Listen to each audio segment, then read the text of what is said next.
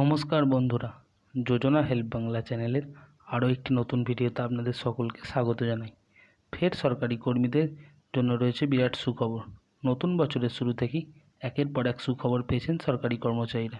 বেড়েছে একাধিক ভাতা, ডিএ। এরই মাঝে কেন্দ্রের কর্মচারীদের জন্য রয়েছে বিরাট সুখবর। এদিকে তৃতীয় মোদী সরকারের প্রথম বাজেটে অষ্টম পে কমিশন ঘোষণার সম্ভাবনা থাকলেও তা হয়নি, কিন্তু এ সংক্রান্ত একটি বিজ্ঞপ্তি জারি করলো কেন্দ্র সরকার। তাহলে কবে ঘোষণা হতে চলেছে অষ্টম পে কমিশন, কবে বাড়বে ডিএ, বা ডিএ বাড়লে কত শতাংশ বাড়তে পারে এবং তা বাড়লে কবে থেকে তা কার্যকরী হবে, এই সমস্ত গুরুত্বপূর্ণ তথ্য সম্পর্কে বিস্তারিত জেনে নিন আজকের এই ভিডিওতে। ভিডিওটি স্কিপ না করে প্রথম থেকে শেষ পর্যন্ত দেখুন, আশা করি আপনাদের উপকারে লাগবে। আর চ্যানেল নতুন হলে অবশ্যই চ্যানেলটি সাবস্ক্রাইব করে দিন, যাতে এই ধরনের আপডেট আপনি খুব সহজেই পেয়ে যান। অষ্টম বেতন কমিশন নিয়ে বড় খবর। ডিও বৃদ্ধির আগেই সরকারি কর্মীদের নয়া আপডেট দিল কেন্দ্র। চলুন জেনে নিই কী আপডেট দিয়েছে সরকার। বাংলা হান্ডেস্কের একটি প্রতিবেদন অনুযায়ী নতুন বছরের শুরু থেকেই একের পর এক সুখবর পেয়েছেন সরকারি কর্মচারীরা। বেড়েছে একাধিক ভাতা, ডিএ। এদিকে তৃতীয় মোদী সরকারের প্রথম বাজেটে অষ্টম pay commission, eight pay commission ঘোষণা হওয়ার সম্ভাবনা থাকলেও তা হয়নি। এরই মাঝে অষ্টম বেতন কমিশন গঠনের জন্য দুটি প্রস্তাব পড়েছে বলে জানালো কেন্দ্রীয় সরকার।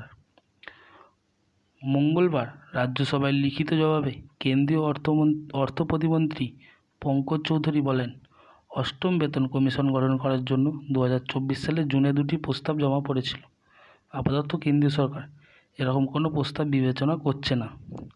সরকারি নিয়ম অনুযায়ী প্রতি 10 বছর অন্তর বেতন কমিশন গঠন করা যায়। এর আগে 2014 সালে 28শে ফেব্রুয়ারি সপ্তম বেতন কমিশন গঠন করা হয়েছিল।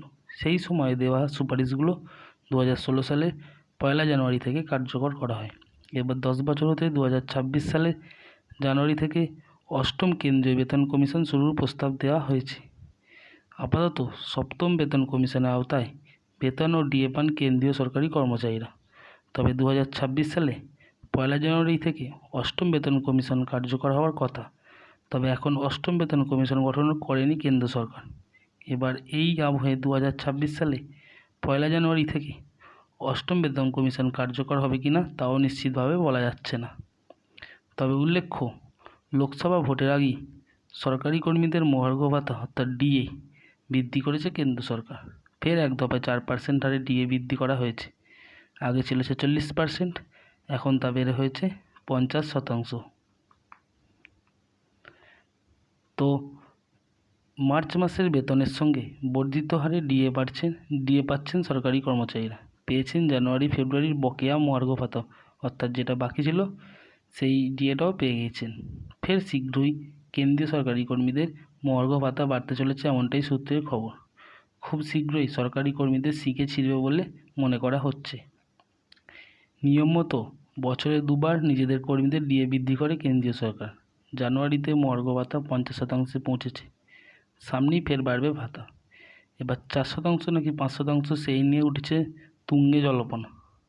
এবার 4% ডিএ বৃদ্ধি করা হয় তাহলে ডিএ গিয়ে পৌঁছাবে 54%, আর যদি 5% বৃদ্ধি করা হয় তো গিয়ে পৌঁছাবে 55%। তো বন্ধুরা, এই ছিল ডিএ সংক্রান্ত আপডেট। তো এখনও অষ্টম পে কমিশন ঘোষণা কিছু করা হয়নি। যদি ঘোষণা করা হয় তাহলে হয় 4% নয় 5% হারে বাড়বে। এটা হচ্ছে কেন্দ্রীয় সরকারি কর্মীদের জন্য একটি বিরাট বড় সুখবর। তো ভিডিওটা যদি ভালো লাগে অবশ্যই চ্যানেলটি সাবস্ক্রাইব করবেন এবং পাশে থাকবেন। ধন্যবাদ।